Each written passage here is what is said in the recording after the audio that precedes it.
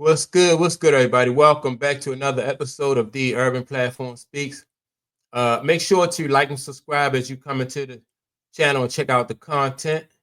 And with that being said, I want to start off this show.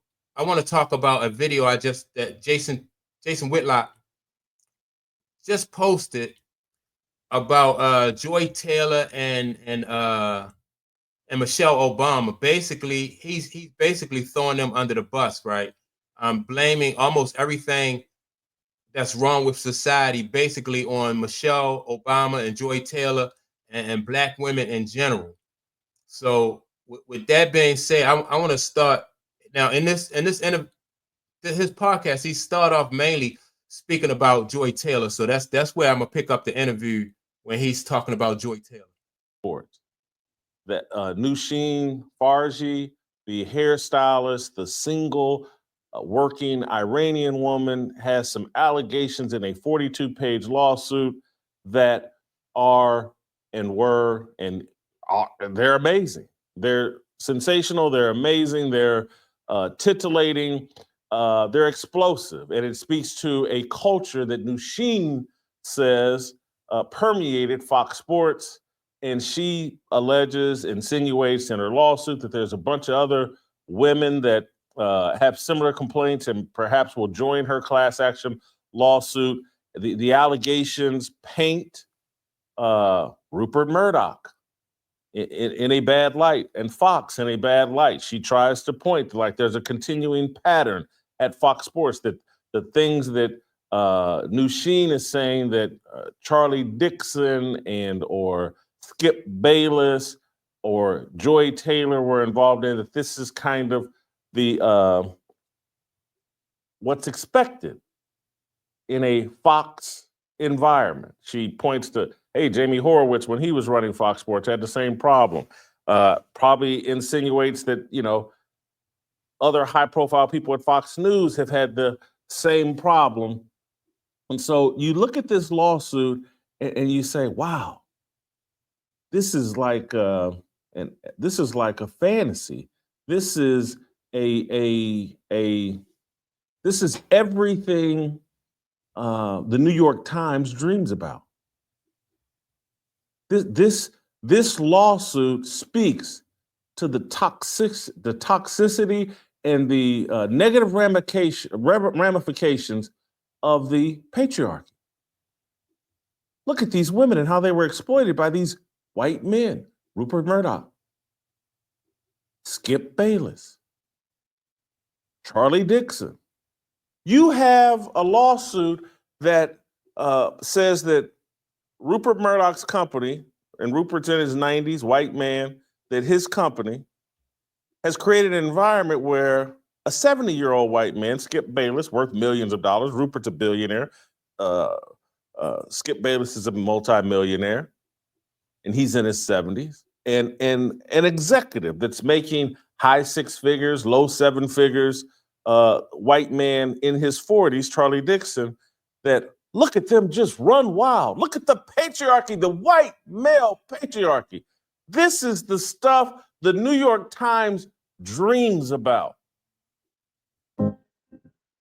So what Jason Whitlock is doing right there, he's just trying to set the foundation so he can deflect away from these rich and powerful guys that's running the network, and he can deflect and turn everything around on Joy Taylor. And so don't get me wrong, I'm not defending like what Joy Taylor did, but Joy Taylor wouldn't have any leverage or any power or any say so if these guys would not have, if this guy or any guy at that network would not have allowed Joy Taylor to have that. So, but like I said, he's just trying to set the the table so he can turn everything around on Joy Taylor. The question I'm asking now, what is it, 10 days later? Why is the New York Times, why have they avoided this story? Go punch it into Google and see what has the New York Times written about this story. All right. Now, so if the New York Times didn't write anything about this story, in my opinion, it's basically because this story is going to go away, right?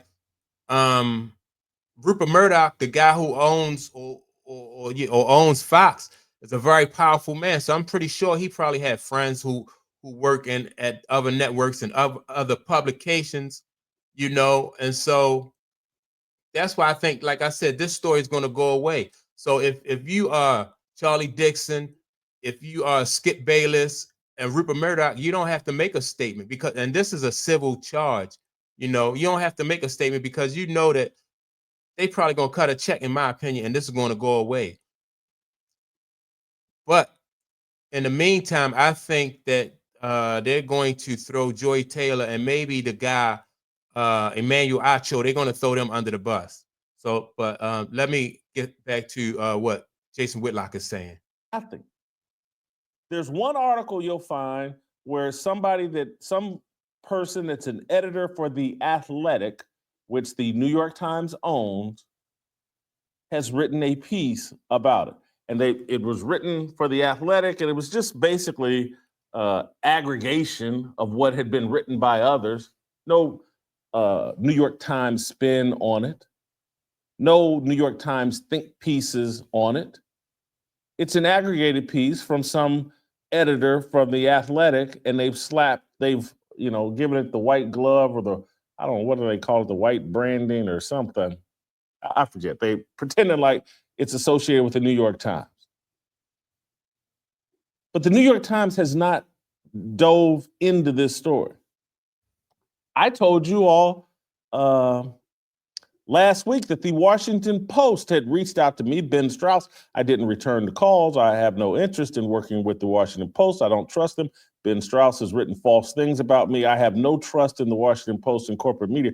But the Washington Post has dealt with this story, in my view, with kid gloves. No one's trying to further this story. Where are the think pieces from the great elite leftist media organizations, particularly the New York Times?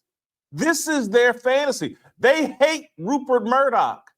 They hate Fox. Rupert Murdoch and Fox are supposed to be the antithesis of everything that's wrong with the world and what's wrong with the white male patriarchy. See, they want you to believe that like these two guys are not these two like the New York Post, like Rupert Murdoch and all those guys are not in bed. They want you to think that they at odds. And you can tell by the fact that like he said that the Washington Post is not going after Rupert Murdoch, and the New York Times are not going after him. So that this is when you tell, like when the opportunity presents itself for them to go after these guys, to go after their enemy, that it's obvious that they are not enemies because they're not going after them. This will be the perfect time, but everybody is quiet. So like I said, it's going to come down to them going after Joy Taylor and Emmanuel Acho. Not a word from the New York Times. And you have to ask why. And I'm going to tell you why. And it's all connected to everything that's going on in the world. They can't touch it because when you look into the story, the real villain is Joy Taylor. And I don't say that with any sort of delight or any sort of animus. I don't dislike Joy Taylor. Now let me ask you this. How could Joy Taylor be the word he uses, animus, or how could she be the villain when the charges are against Skip Bayless? So how is she the villain in this case? She's not the one who is, who the suit is levied against. So and I'm anxious to hear what he says about Joy Taylor, like how she is the one preventing New York Times and the Washington Post from going after Rupert Murdoch. As I told you all last week, I was just wise enough to say, nah, you need to be careful, Whitlock. Joy is a recipe for destruction for you. Proceed with caution. That's all I said. Is, for that's trouble. You should stay away from it. Big cans, peanut butter, blah blah. I'm not going to rehash that because I'm not doing this for giggles at this point. But they can't touch it, and the New York Times won't expose this story and dive into what does this really mean, because Joy Taylor is the actual villain in this story so far. The way the allegations are laid out, the way Nusheen explained the allegations, it's actually the half black, half white woman who claims to be a black. Have you ever had an experience where So again, how is she the villain when she don't have any? She's an employee, just like she's an employee at the at the network. So how is she a villain? And I'm waiting for him to get to the point, because I think it's going to be a stretch. It's going to be a reach for him to paint Joy Taylor as the villain when it's about what Skip Bayless did. It's about the guy Dixon, Charlie Dixon. Those are the ones who should be, he should be considered or called the villains. But let me see how Jason Whitlock turns this around on Joy Taylor.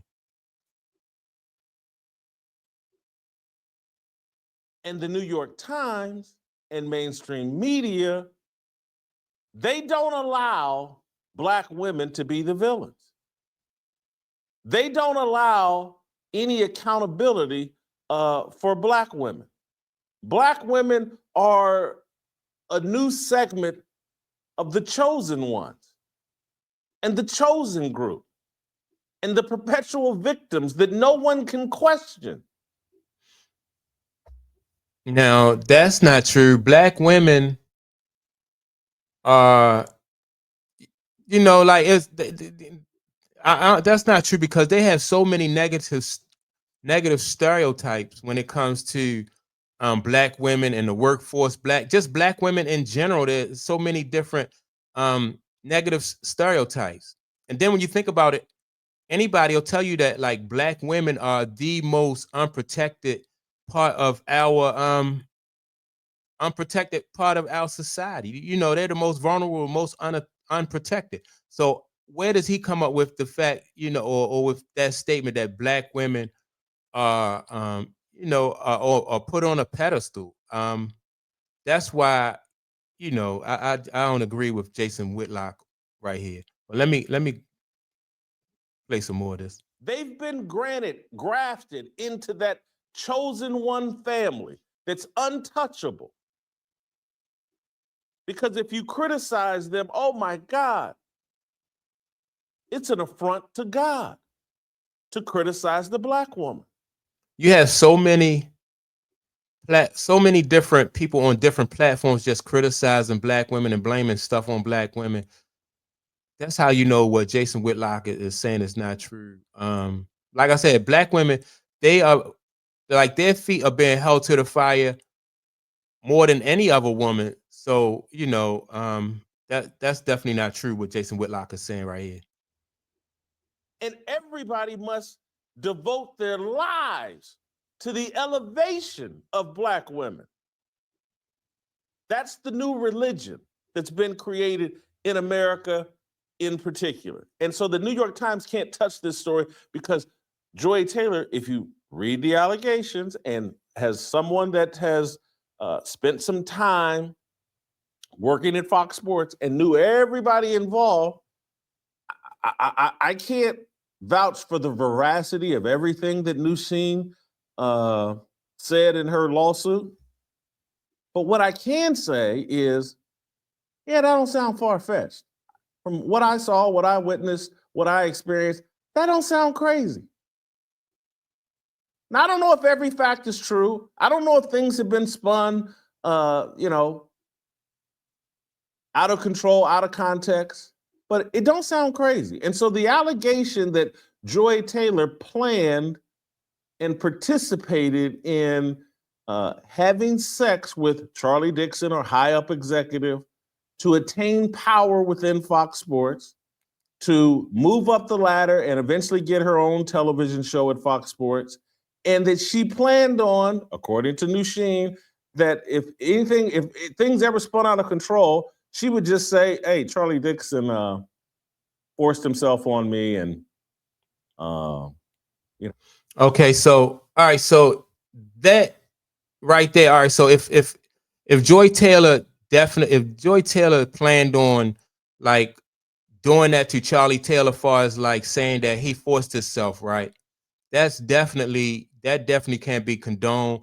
And that's something that that people definitely gonna frown on, because like when a woman make those kind of charges, that's a scary charge for any man, to be facing those kind of charges, like when a guy forced himself on a woman, that can ruin your life completely, your marriage, your freedom can be taken away from you.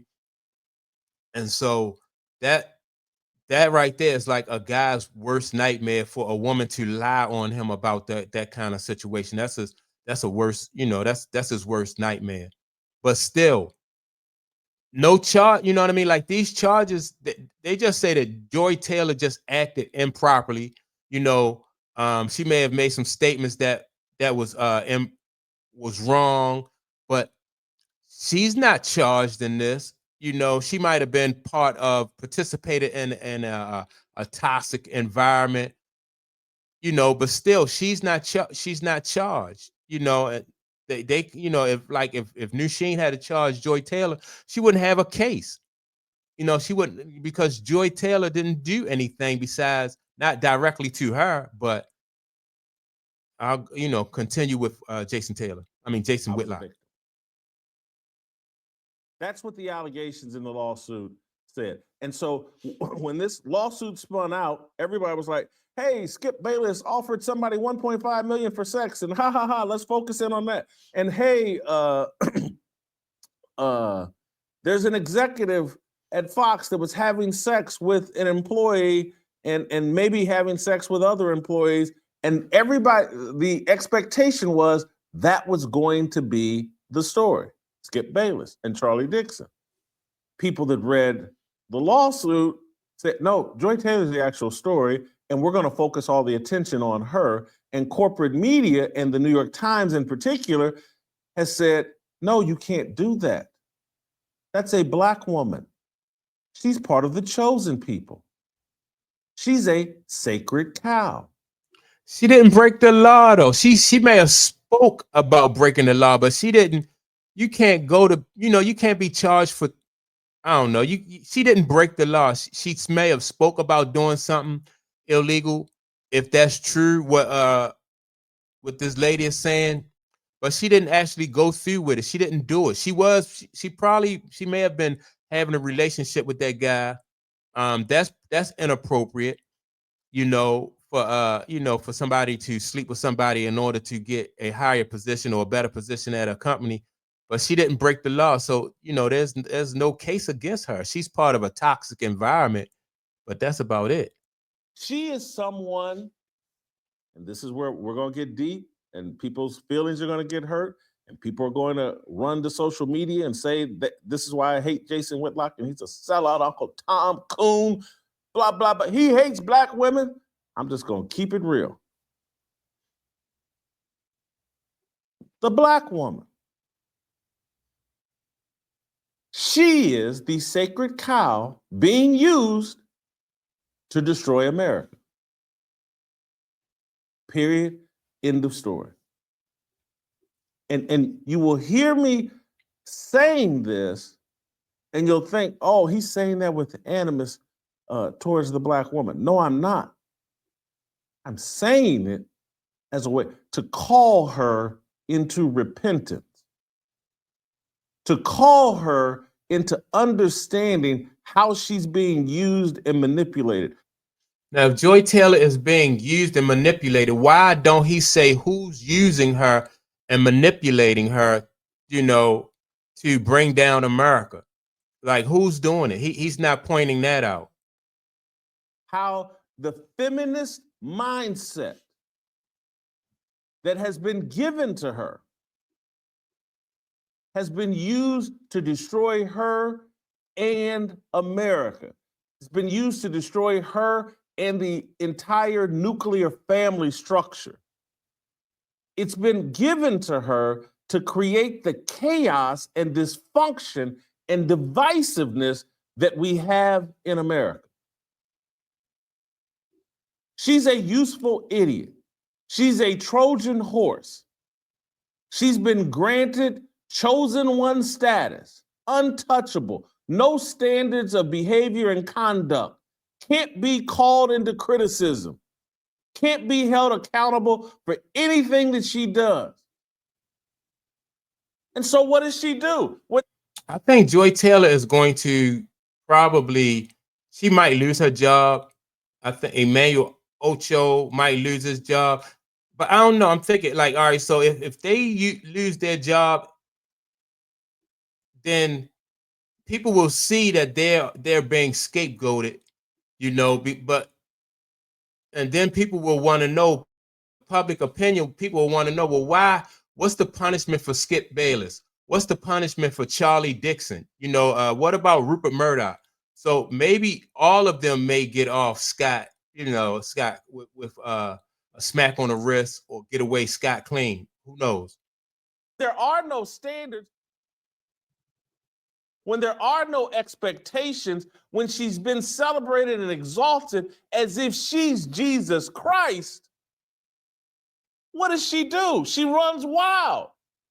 She becomes even more ungodly, unholy, untamable.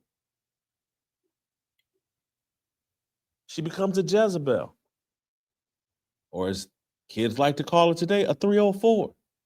She becomes very comfortable talking with her friends about, hey, here's how I'm sleeping my way to the top, and I defy anybody to do anything about it.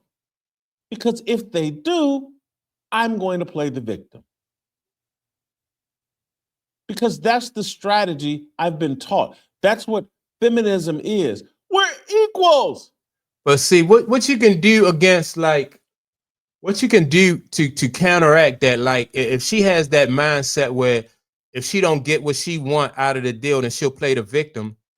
You can't, as a man, you cannot allow yourself to be even in that position where you hand over that kind of leverage and that kind of power to a woman like Joy Taylor. Like, you may not know her character, or if that is her intent, you may not know her intent.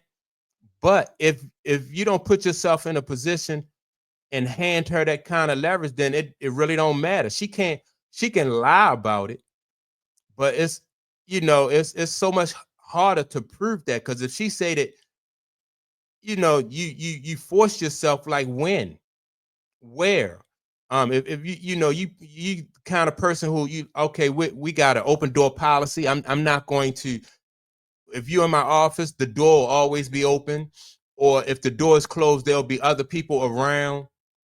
It's things that these men can do to prevent these kind of situations. But so, they can kind of like take some of that power. They can take really all of that leverage away from people like Joy Taylor, who have bad intentions. So, that's where I would push back with Jason Whitlock. But I'm a victim. We're equals. I can do anything a man can do. Oh, things went poorly? He forced me to do it. There's other ways to make money faster. Yeah, that like I said, that kind of stuff only works if you put yourself in those kind of positions. And I know these powerful guys, they are aware of these situations. A lot of companies, they coach and teach, how to prevent these different type of situations. So, but people still put themselves in compromising positions. So nothing is her fault. It's always someone else's fault. You're hearing this, you're getting upset with me, and I get it. Yeah, like I say, so he said nothing is her fault. It's always somebody else's fault, right? if your future and your freedom is going to be on the line, you don't want to put that in somebody else's hand. And so you don't want to be in a position where you are you're telling that you're in a court in a situation where these people may have some type of leverage. So you want to, if you're going to accept responsibility for a situation, basically, then you want to be the one who had the leverage and the say so in a situation. So it wouldn't be, it'll be her fault that she tried, but it'll be you know what I mean? It'll be on you to try to prevent that situation from happening. You think, oh my God, he just hates black women, and he's always hated black women. He likes white women. No, I can look at the results of feminism. I can look at what woman has been made into by feminism. Instead of protecting her holiness, instead of nurturing her child or children, instead of protecting the nuclear family, instead of looking to the Bible for guidance on what our purpose here is on this earth, feminism has told women to look to themselves, whatever makes them happy, whatever makes them feel good in the moment, look to that. And if a man raises his hand and says, hey, baby, I don't think that's the right path, you tell that man to kiss your rear end. You got this. I am woman. Hear me roar. Don't you Feminism, I mean, he makes it sound like feminism is just like black women are the only women who are affected by feminism. And I'm sure you have more white women that are feminists than black women. And so but everything that is, and I'm not really, into like feminism and all that. So I don't really pay any attention to that. But I just think that, like feminism, they try to make everything that's negative about feminism uh be black. Like it's the black woman is what everything that is wrong with feminism. So that's where another thing that I don't really dig about his point of view when it comes to feminism. watch Oprah Winfrey? It's our time. Didn't you watch the movie The Woman King? It's our time. Didn't you watch Black Panther Wakanda Forever? Don't you know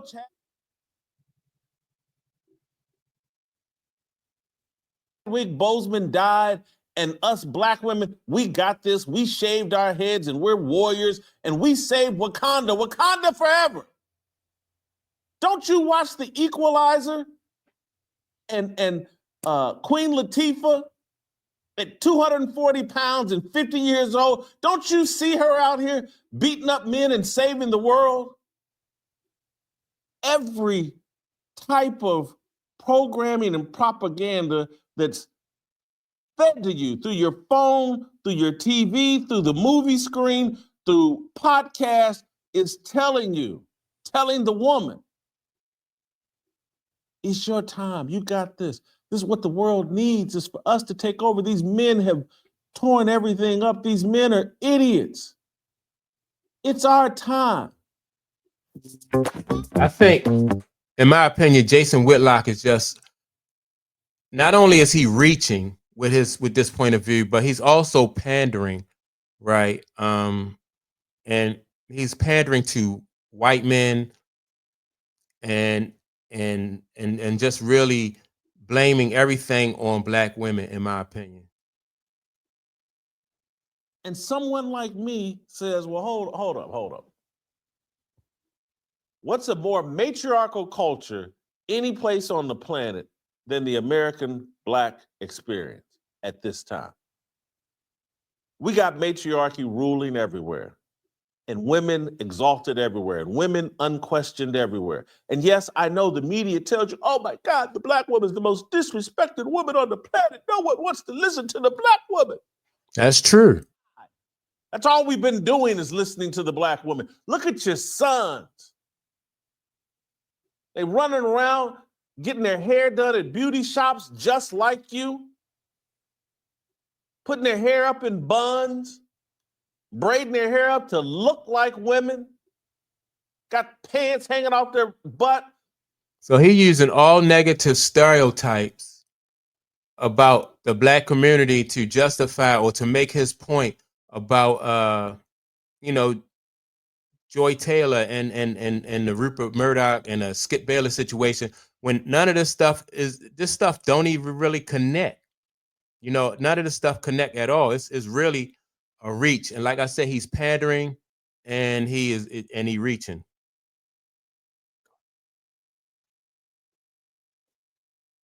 Can't do anything without mama's approval or happy wife, happy life. Look at the kids, look at the results.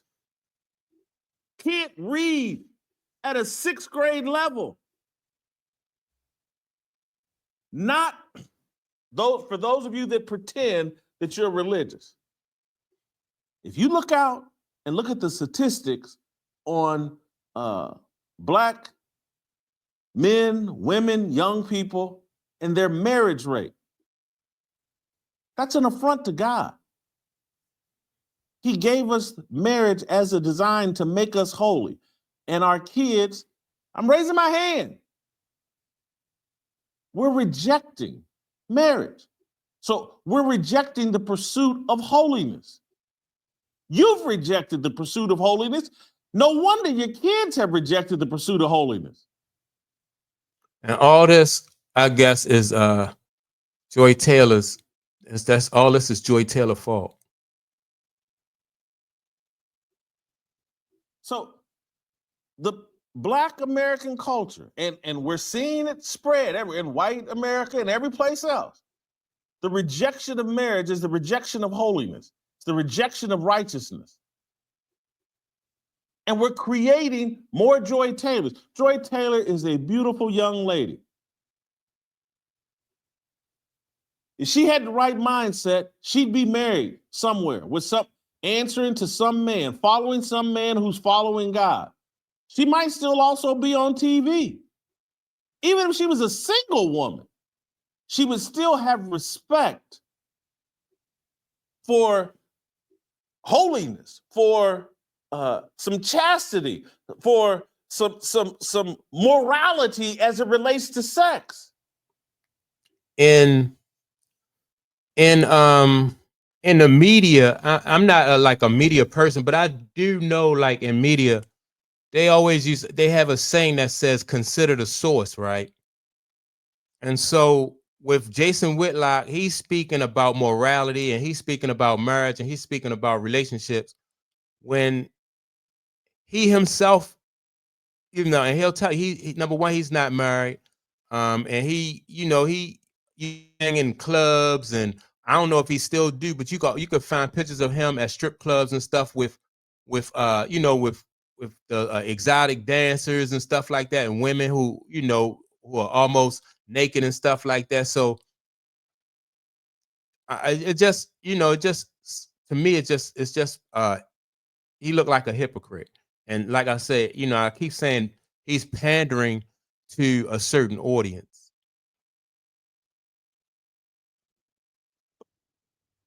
You look at this lawsuit, and it's like she has no morality as it relates to sex because that's what she's been made to believe empowers her. Who made her believe that? And I don't know if Joy Taylor's mom was white or black. I just know she's been swept up in this culture of Black woman empowerment, and everybody's going to be the next Oprah Winfrey, and they're going to have a best friend like Gayle King, and they're going to have TV shows and millions of dollars, and they're going to have male sex slaves and female sex slaves, and they're going to go drink baby blood and look younger.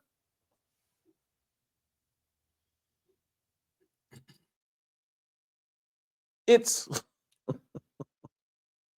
what's going on is so incredibly obvious. And the fact that people can't see it, how the Black woman is being used, been put up on a pedestal to be worshiped, and no accountability. Look at when I say no standards, I'm fat and I'm overweight. I'm not proud of it. I'm embarrassed. See, that's what I'm saying. Okay, so you talking, he's talking about everybody else, and he has issues, personal issues himself. Like that's why I say consider the source.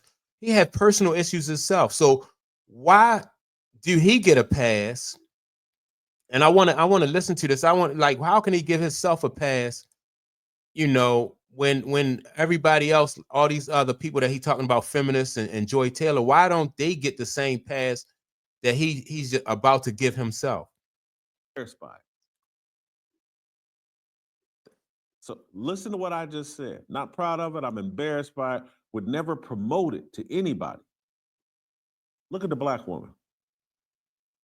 Fat and overweight and proud of it. Will put on the tightest clothes, the smallest clothes in America, and dare. He fat and overweight too. What you mean I'm not a baddie? What you mean you don't want this thickness? You don't want all this hail damage? They're insane because they've been given those standards. They're not held into account. They can do anything. They can show up at 5'3", 238 pounds, and tell everybody, you can't handle all of this. I'm strong. You scared of all.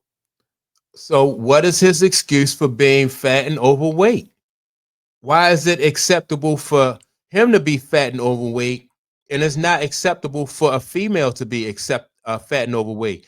If a woman is fat and overweight and she have confidence in herself, I don't see that as being a bad thing. She may not be happy, she may want to lose weight, but why hate yourself? In the meantime, she gonna get herself to, and lose weight.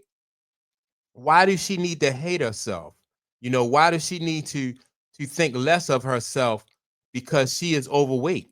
She can love herself in the meantime until she get back to the point where she is, if that's what she want to do. If she want to lose weight, she can love herself until she get to the weight that she desire. And so if Jason Whitlock care about himself while he's fat and overweight, then ain't nothing wrong with black women respecting and caring about themselves, or any woman that's fat and overweight caring about themselves. Anybody who care about themselves until they get to the point of where they are proud of themselves. And even like if you lose the weight, if you're not happy before you lose the weight, it's a good chance you won't be happy once you lose the weight. And that go with not only losing weight, but it goes to like accomplishments and in general. You be like, oh, once I get I get this car, I'm gonna be happy. Or once I graduate from school, I'm gonna be happy.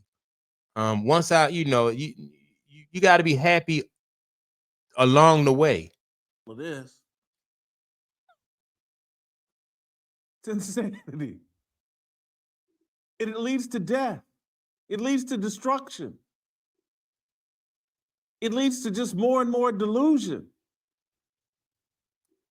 And so I look up and say, well, the New York Times, they got to have this story go away. Joy Taylor, Fox, it's got to go away because we damn sure aren't going to have a discussion about the black woman and the delusion of the American black woman.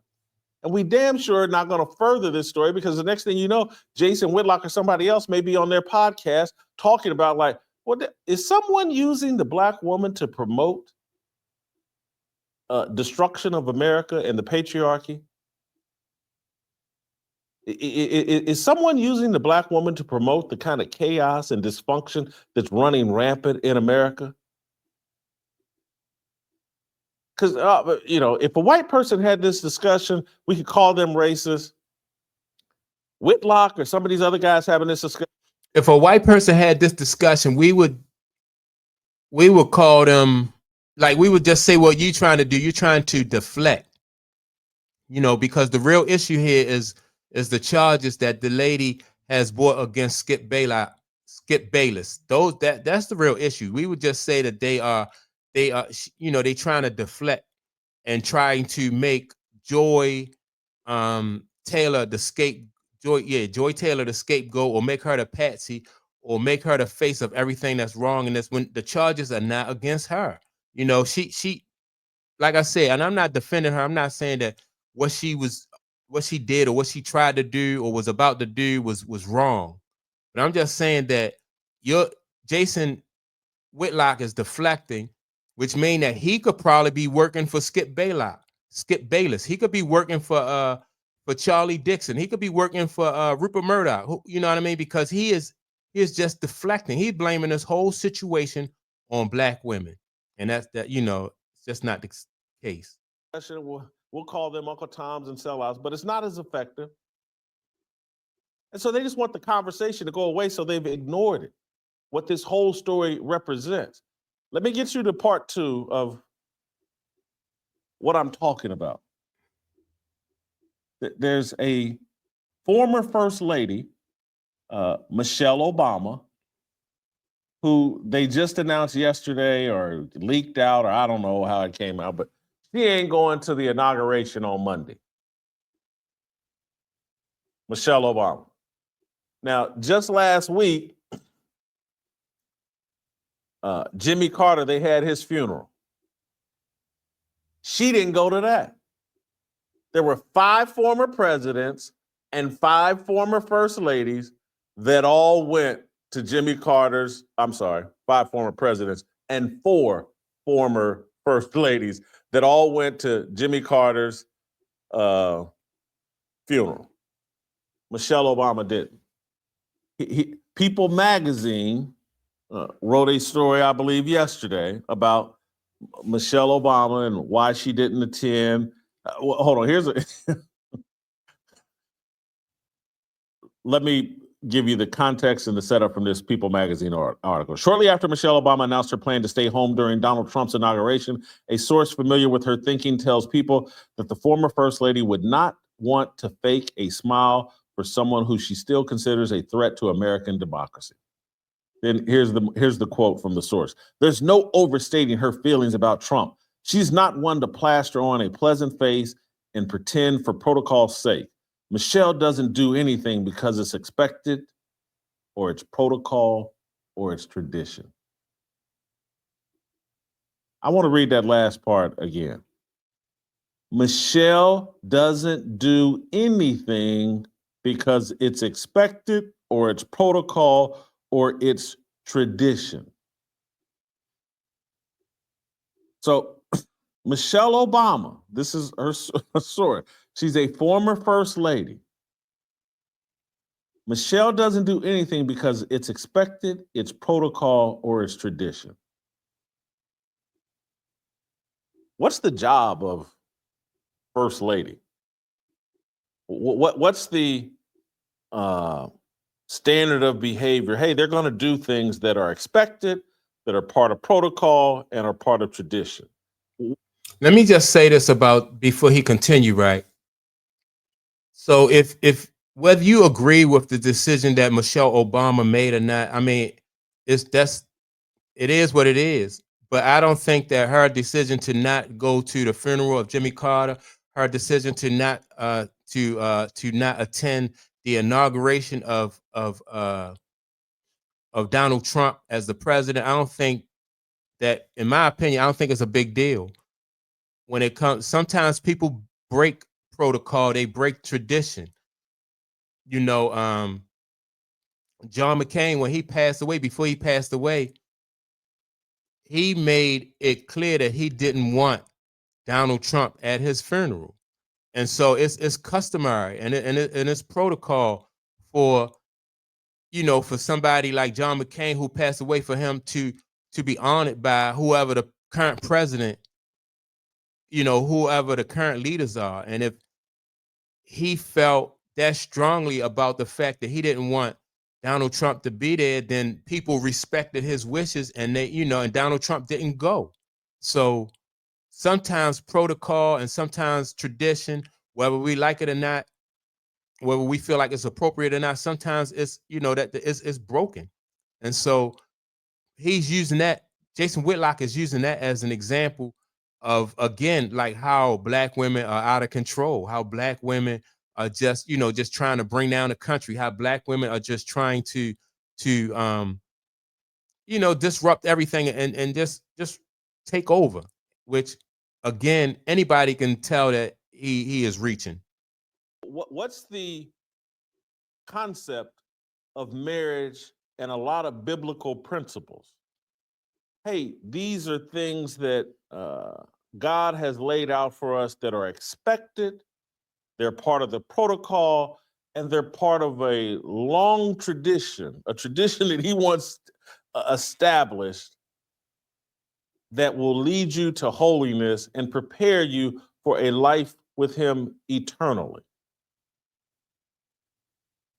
And so what they're defining for Black women through Michelle Obama, through Joy Taylor, through their media structure that they control. And these are the people that can't stand Jesus Christ. They want women, but most particularly Black women, because Black women seem to be most susceptible and raise their hand enthusiastically to defy Jesus Christ while pretending to worship Jesus Christ. No one, again, they exist in a state of delusion. I'm just going to tell the difference between, I just want to hammer this point so you fully get what I'm saying. I'm in no delusion that being overweight is some sort of a good thing, an attractive thing. Black woman is under the delusion that she can be 50, 70, 100 pounds overweight, greatly attractive, and anybody that doesn't see her attractiveness is an idiot or racist or whatever. That's the delusion. It don't matter. Like, like I said about, like, I don't think it's delusion. I don't think it's delusion. Why can't you appreciate and love yourself while you still trying to better yourself? And so he has an excuse again for being fat and overweight. I'm not even gonna play the rest of it. This getting close to like an hour long. I'm not gonna play the rest of Jason Whitlock's, but basically you get the point. He's pandering. He's trying to throw Black women under the bus. Everything that's wrong with what's going wrong with the country is Black women's fault. The whole situation at FS1 with that with the young lady who was assaulted who was assaulted by Skip, or allegedly assaulted by Skip Bayless. That's all Joy Taylor's fault. In his from Jason Whitlock's perspective. And again, I don't think Jason Whitlock was able to make a strong case for what he's saying. He's pandering, and even the people that Jason Whitlock is pandering to know that this stuff don't sound right. It just sounds like he's off base and he's reaching. And so that's just my take on it. I just thought that that this interview that he just gave, he was just reaching off base. That's my take on it. If you stayed around for the full hour, this is like close to an hour. I didn't know it was going to be this long, but if you stayed to the full, I appreciate that. I hope you gain something from this content. Make sure to like and subscribe. Also, leave a comment. Let me know what you think about Jason Whitlock's his comments. Let me know if you agree. Let me know if you disagree. Let me know if you agree with me or you think maybe I'm missing something, right? Let me know that too. But yeah, make sure to like and subscribe. Don't forget to leave a comment. And with that being said, I will check you all out on the next video. Peace.